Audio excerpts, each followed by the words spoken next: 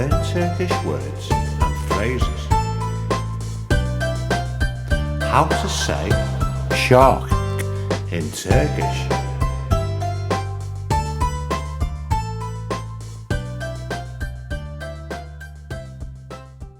Shark, köpek balığı. Shark, köpek balığı. Shark, köpek balığı. Shark, köpek balığı. Shark, köpek balığı. Shark, köpek balığı. Shark, köpek balığı. Now you try. Shark, köpek balığı. Shark, köpek balığı.